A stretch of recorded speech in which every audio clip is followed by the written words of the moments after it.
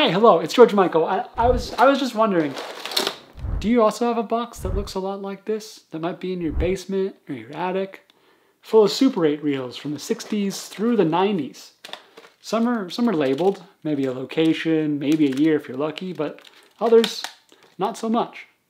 I just know that on here are a lot of valuable memories. People's memories. Memories of people who aren't around anymore. Wouldn't it be great if I could get that footage onto a digital format so we could share it with friends and family who maybe haven't seen it in decades? Yeah, I'd like that too. So I figured it out.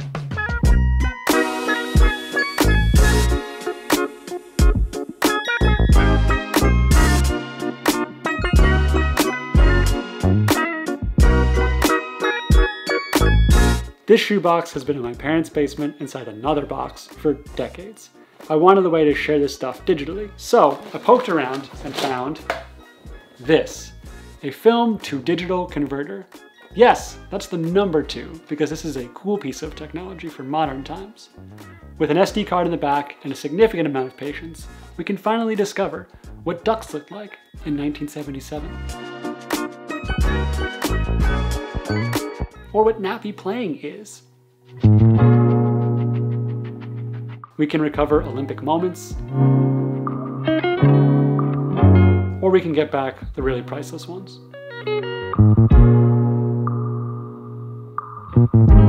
These moments are worth preserving, not neglecting. But if I had shipped out that stack of 60+ reels of Super 8 film to a studio that would give me professional scans, it would cost over $1,500. So again, with this piece of technology and a little bit of patience, we can save a lot of money and get some really great images. Technical stuff for one moment, so if you're just here for the home movies and the endearing stories about them, skip ahead to the timecode in the description.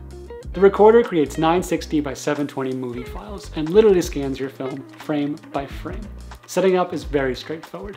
Take your reel and put it on the leftmost spoke. If it's regular 8mm film, you won't need an adapter, but if it is Super 8, you will use the red adapter.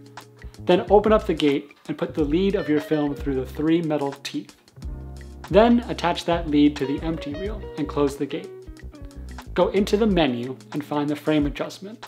Once you're there, using the arrows, set up how you'd like your film to be scanned, whether it be a tighter image or something more overscanned where you see the edges, and hit menu to go back to your main setup. Hit enter twice and the film will begin scanning. And then you gotta wait a while. It takes roughly 45 minutes for a 50-foot roll of film, which is what standard Super 8 cartridges were. Once that's done, hit enter, open up the film gate to make sure nothing got stuck, remove that reel, and switch it with the original reel. Then reattach the film to its original spool, go into the menu, find the rewind button, and hit enter. Once you've done that process for all your reels, you can remove the SD card, get it onto your computer, and put those files somewhere where grandma and your cousins can finally see them. And be prepared for questions like, why is this quality so bad?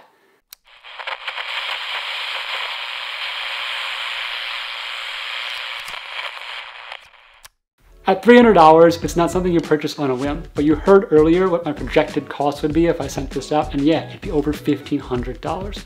So you save a significant amount of cash using this piece of technology.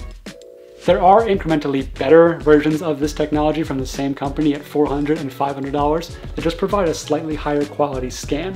But for me, my goal is just getting these memories somewhere digital, not necessarily getting the highest quality scans. If you have only a few rolls and you want to get the highest quality scans possible, I would send that out. This is more if you've got a lot of film or want a cheaper alternative.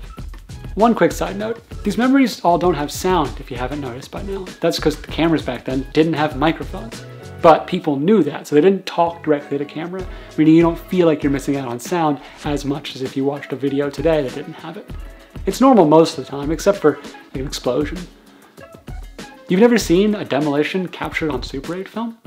So here's a clip from a road demolition as it was captured. Now, let's try that again with some Hollywood sound effects. That shot may feel a little bit too random, but I'm just trying to demonstrate how special this footage is. I have long been a hater of shooting analog when digital is so readily available. It comes down to how you have to shoot with these cameras, how you had to shoot then, how you have to shoot now. You need to be really mindful. You only have X amount of film in each cartridge. You can't review your images right away. When you're pickier about what you're capturing, you're more likely to capture better moments. At least I think that's what analog is selling. I'm still on the fence. I'm happy to have gained a newfound want for analog that I didn't have before. I have no problem saying I was wrong. Film is pretty cool. Is that a corny statement? Yes. Is it a true statement? Also, yes. Maybe it's unfair to base this feeling off such nostalgic footage. These are images I had never seen before, leading to stories that feel brand new, with context and imagery intact 50 years later. It feels like a moment in time, well, because it is. And so are all the things we capture today with our phones, but we don't appreciate them the same way. They're too accessible, too easy to create. There's simple nostalgia from just looking at how we mailed off this film to get developed back in the day, and showing how little our naming conventions have changed.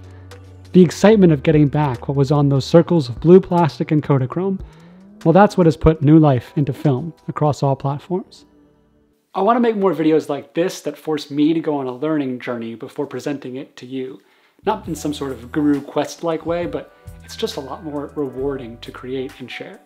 If you dig this video and like all things camera, past, present, future, please consider subscribing. It really motivates me to see that number tick slowly up to 1,000.